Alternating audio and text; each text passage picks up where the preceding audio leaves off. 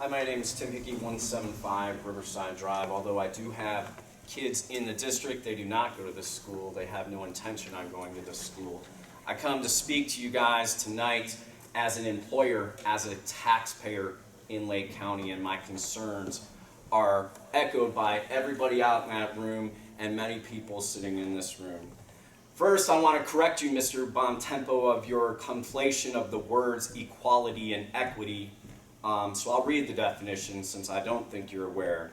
Equality means each individual group of people is given the same resources or opportunity. Equality is good. Equity recognizes that each person has different circumstances and allocates the exact resources and opportunities needed to reach an equal outcome. You conflated those words multiple times, sir. I do want to read a little bit about you. 27 years of education experience. Early in your career, you were a principal at Willoughby. Ohio Assistant Principal of the Year.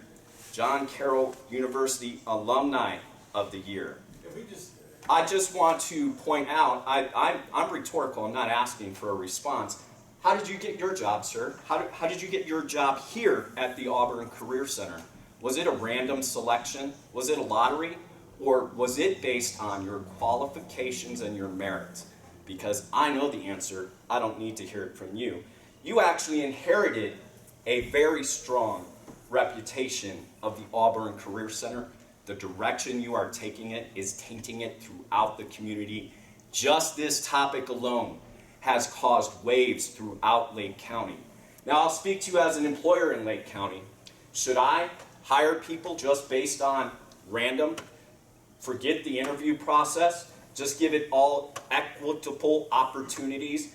I don't even need to see anybody, just send me your resume, send me an application. I don't even need to see your resume. I don't need to know if you have excelled at anything based on what you're doing to get into this school with this lottery system. You are removing incentive to work hard to meet the goals. The entire board that's allowing this to happen, outside of their purview, they weren't even aware of it until we brought it up. Isn't that a little bit troubling?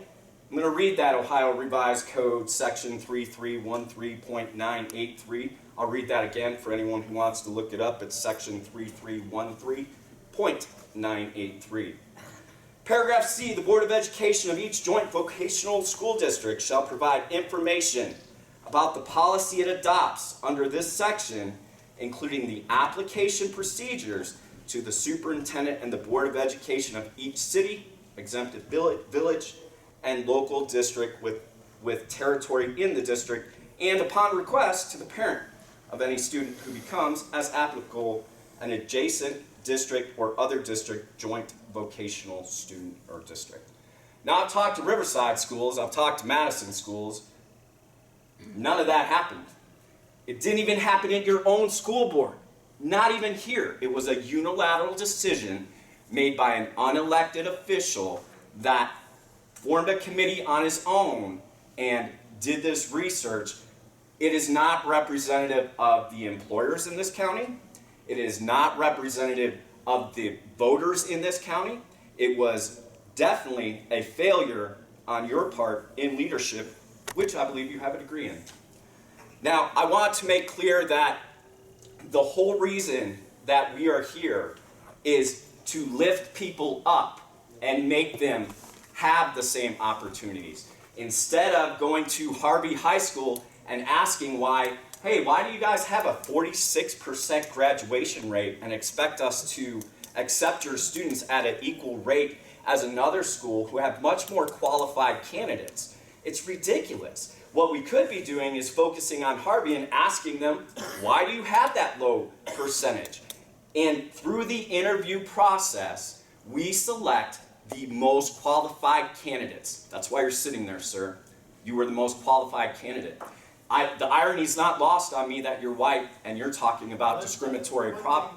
We don't need to have personal. I'm not. It's not personal. He's the one who decided, sir. So that's where that comes from. I'm not personally attacking him. I'm using him as an example of what we're doing here.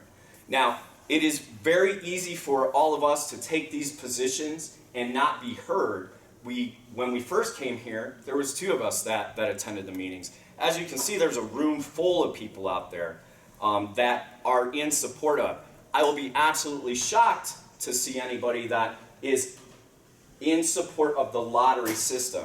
I'll just use your nursing program, excellent program. I know several nurses who have come here.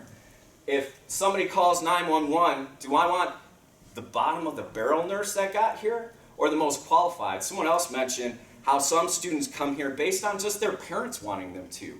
So then you now have somebody whose heart and soul isn't into it, taking the place of somebody who has worked since the 8th grade, like the young lady that was out there, to attend this so that they can excel. I'll ask the board a question. I don't know who does the hiring here. Did you guys feel like your employees were being discriminatory in their process? Because if you do feel that way, why did you hire them? Did you hire them based on a lottery? No, you didn't. You hired them because they're qualified.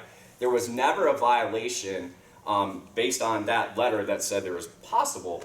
There was never any violations. I have not heard of one instance of actual discrimination going on at this school in their acceptance policies, but instead we're trending towards a socialistic way of allowing students, and the tainting of the workforce, it echoes throughout Lake County and our surrounding counties when we operate that way. So you're trying to bring socialism into a meritocracy society. You are removing incentives to succeed. And why work hard? Why go through all those things, doctor? Why'd you do that if you didn't realize that through working hard and excelling at your profession, you would have a hand up? So that's all I have to say about it. I thank you for your time. Thank you.